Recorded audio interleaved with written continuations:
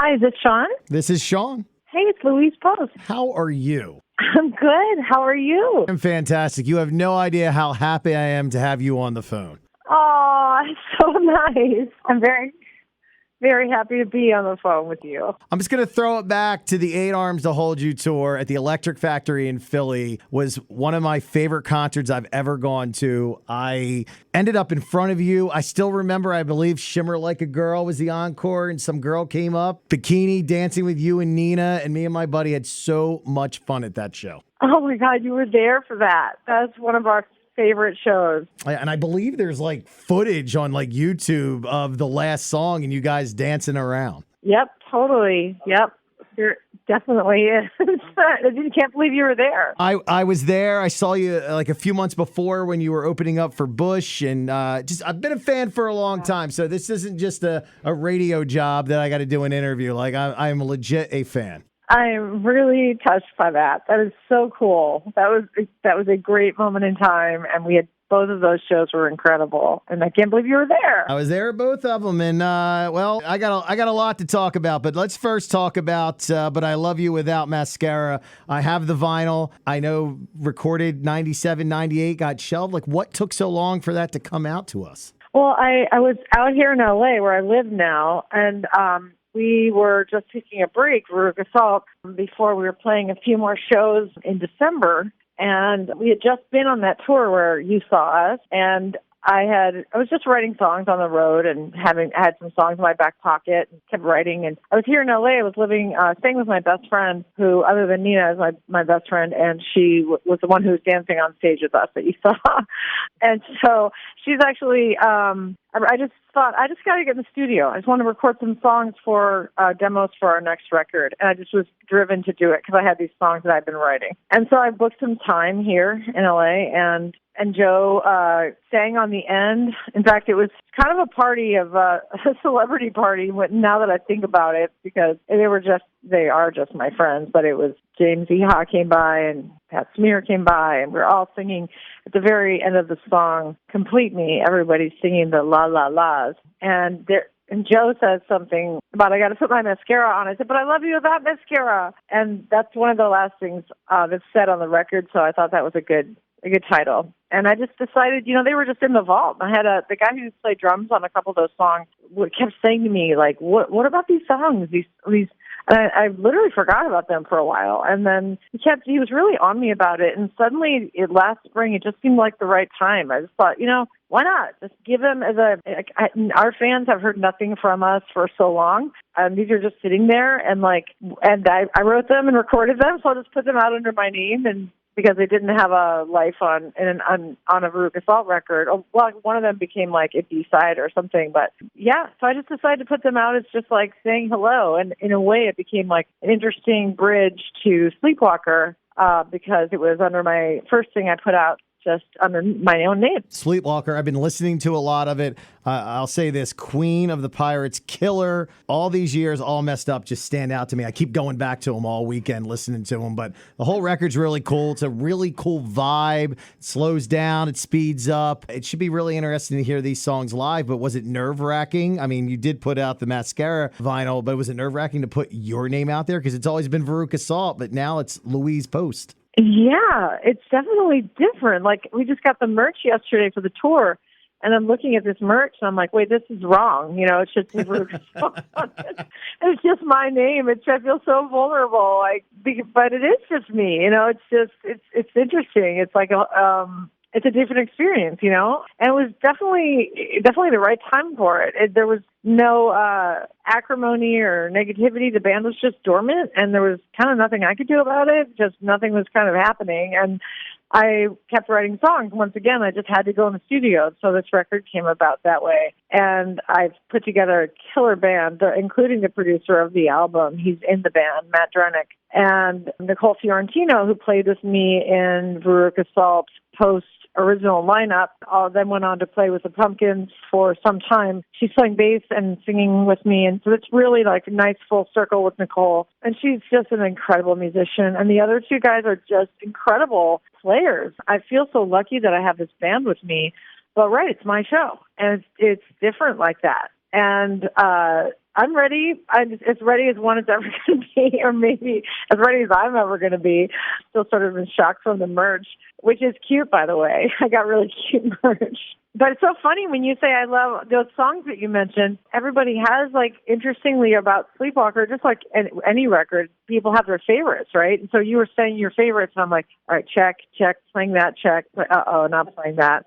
Because there's so many songs to choose from now. Like, we're trying to chisel the set down to under an hour, and I'm really hard pressed to do that because, like, but wait, we have somebody said that Secrets is their favorite song, and we have to play Secrets, and we're not playing All Messed Up right now, and I'm like, oh my God, I love that song. We have to play All Messed Up. So, and it's interesting because we're like seriously heavily rocking and also playing, as you mentioned, like these sort of slower, more introspective songs, and it's an interesting mix. You're going to be on tour. You're going to be hitting Philadelphia at the Foundry, which is a really cool venue, on July 13th. Again, not blowing smoke up your ass, and no pun intended on the Veruca Salt EP. I bought a ticket immediately because I wanted to make sure I was in that room to check this out. What can we expect? Obviously, the new record. Are you going to pull out some Veruca Salt tunes as well? And by the way, you should play for way more than an hour. I'm just throwing it out there. Hey, if you say so, then you've given me permission. And anyone who gets, has bored or like needs to go and pay the sitter, you just say that it's all your fault. It's all my fault. It's all my fault. So yeah, what can we expect from the show? Is it going to be just a good mix of your entire career? Yeah, it's like I said, it's hard to choose the songs. But when I talked to a couple of groups, at first I thought I'm going to play Sleepwalker front to back. That's what I was thinking. And then I talked to a couple hardcore Veruca Salt fans who are like, oh my God, we can't wait to hear the Starship stuff that you haven't played with the original lineup. We fondly and tongue-in-cheekily call the version of Veruca Salt without the original lineup Veruca Starship. Like, that's the era. As a nod to Jefferson Starship. I like it. I like it. We've all come to kind of make that distinction with no disrespect to any of the incredible musicians who played with me in that era. It was an amazing time, and we make great records. And so the fans want to hear those songs, and I'm excited to play them. But then there's also like the Veruca Salt classics that I kind of can't, I have to play. And people are like, well, you have to play All Hail Me. I'm like, oh, okay. So yeah, it's a mix. It's just a mix. That's what you can expect. Is like, I can't play them all. I might not play your favorites, but I'm going to do my best to get like a good array of songs from across spanning time, if you will. I'll do you one better. I saw the Resolver tour at the TLA in Philly as well, so I was at that one as well when you came out with that record. But you could just play anything you sing on, or I don't care who's singing on it. You could play the entire 8 Arms to Hold You record, and I'd be happy. That's awesome. That makes me so happy. I mean, I love that show too, and I think you caught me in like I was wearing a silver wig in that show, and like me off guard when you came out. I'm like, what is? I remember the silver wig. I remember exactly, and my buddy's like, what's that? I bought it that day in Philly. I went shopping with some fans, and we just went to this crazy wig place, and it just was hilarious. But it was just rock. I just felt like doing it. So I got to say this: you're a mom, a daughter, a wife, a musician, a rock star, many other things, but you're also the seether. And like I've never read up on it, but what is the seether? I know you're the seether, but how did that all come about? Well, it came about because Nina is a clever songwriter, and because of our love for the Beatles, and of course, like John sang "The Walrus is Paul," and that was a tip of the hat to the Beatles when Nina sang the Seether's Louise on Volcano Girls. And beyond that, you'd have to ask her. I mean, the song originally was not penned about me. It wasn't like she wrote the song Seether about me. It was more just like a clever moment referencing the legendary Beatles. And I think at that point, yeah, I think I've lived up to the name though. I think that in all of and that I fit like if the shoe fits kind of thing. Well, you're talking about your merch. It's not the first merch that's had your name on it, because when you came back, when you guys all got back together, another TLA show I saw Veruca Salt at 2014, of course, Goats and Oats, amazing record. I have a shirt that says "The Seether is Louise." I actually own that shirt. Oh, you do? Yes.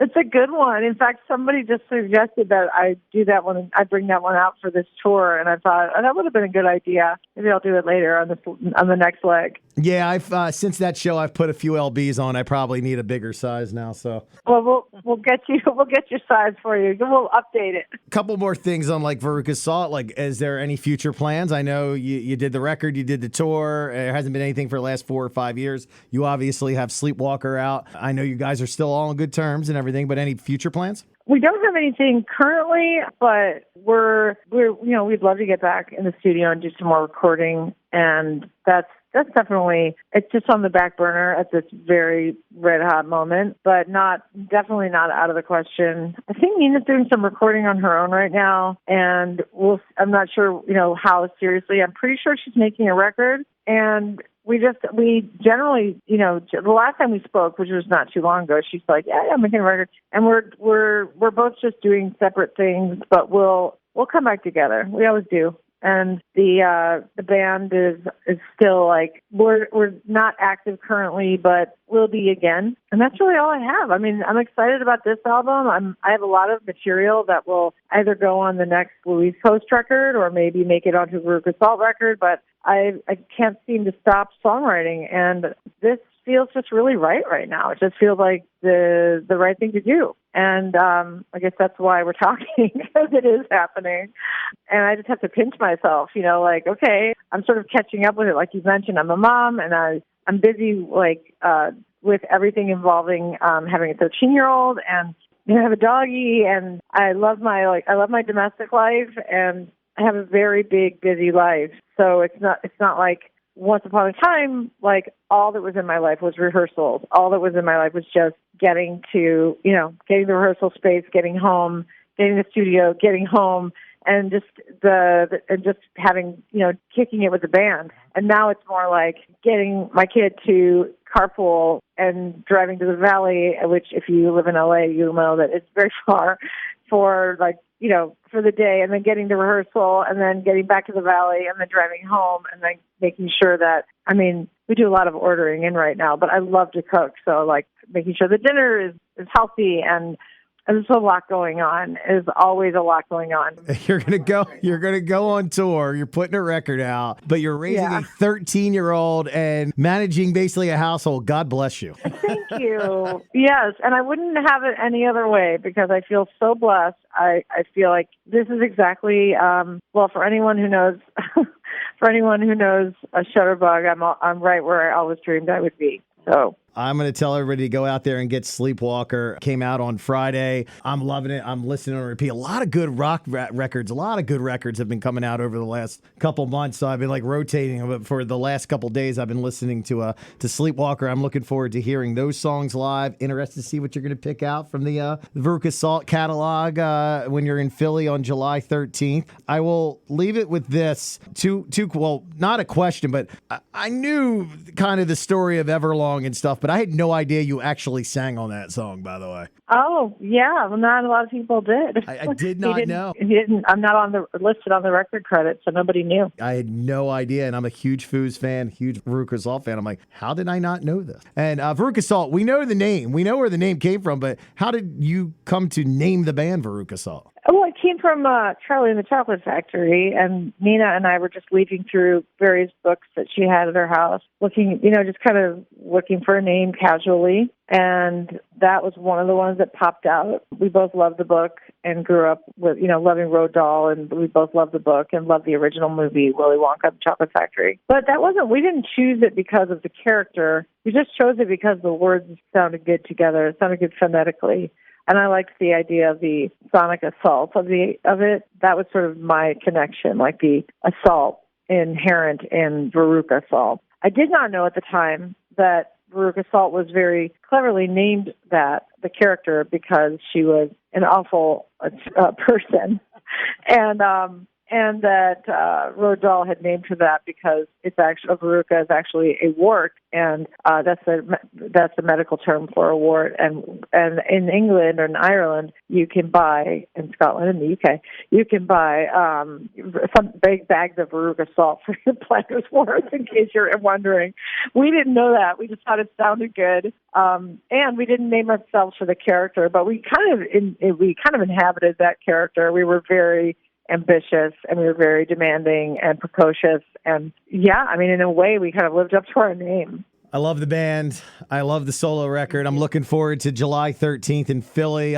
Maybe in some way I could just shake your hand at some point in time. Maybe we can make that happen and just say thank you for the music and the memories and the 90s and just everything. Oh, thank you so much. We will definitely make sure that we get to shake hands. We might even be able to hug. What do you think? That sounds good. Share a drink, whatever. You're going to be busy because you now know that you have to play longer than an hour because I said so, evidently. I think that we're going to have to. You have too many songs we want to hear. I know. Well, which ones do you want to hear? Oh, my God. I mean, you said All Hail Me, and like I mentioned Eight Arms to Hold You, Shutterbug, like me and my buddy. That was the soundtrack of, like, I guess, was it 97? The summer of 97. That CD never left my car. And we're two guys belting out Veruca Salt all summer long, going down to the shore and going to play basketball. We just fell in love with that record. Oh my God, I love that. We didn't make the record for girls. We made it for guys and girls. I remember I went to the Bush Veruca Salt show, and then I said, dude, you got to come to the Electric Factory. It's a smaller venue. I think Local H was on that bill as well, and they were blowing up with Bound for the Floor, and I said, it's going to be a fun show. And I remember I just got pushed in mosh pits, and I got dropped on my head at one point in time, and we ended up right in front of you at the factory. Oh my God. And we still, to this day, we're still friends, and we still talk about that show and just the lyrics. I mean, I love any record that has a song title that says "With David Bowie." Well, did you know that I actually got to give him the cassette of that record? No, I did not. That is awesome. Yeah, I did. I got to hand it to him at his 50th birthday party, and he was so gracious. And I just got the advanced copy of Eight Arms, and I had it on cassette. I had it in my purse, and I had brought it to his birthday party just in case. And when I met him, I said, I hope you don't mind. I'd love to offer this to you, to give you my new record. We have a song about you. And the next day he was so gracious and lovely, and he put it in his jacket pocket and said, thank you. And then Iman was like, David, we have to go. She was so beautiful, and they were just grand. They were just grand. That's awesome. Straight and Venus Van Trap, and like I know every lyric to every song on this record.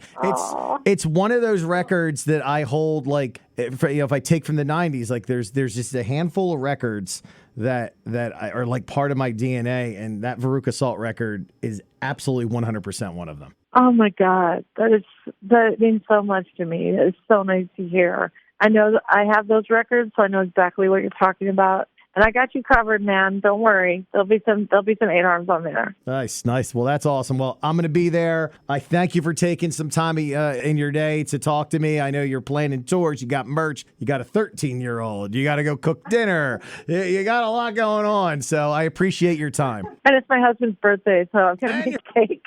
Jeez, and you're baking a cake. Oh, my God. You're a superhero. You're a rock star and a superhero. I might be. I'm just going to take that, okay? I'm just saying, Philly, bring back the silver wig. Wear a cape. You're a superhero. I'd wear a cape. Oh, man. Don't make me wear a cape. I'm past my wig and cape phases. No, I never had a cape phase, but I don't think we're going to start now. All right, I'll let you go, and we'll see you in Philly on July 13th. I'm going to keep listening to Sleepwalker, and all the best, continued success, and we'll see you in July. Thank you, Sean. Say hi to your friend for me, and I can't wait to meet you. Can't wait to come back to Philly. Absolutely. We'll see you then.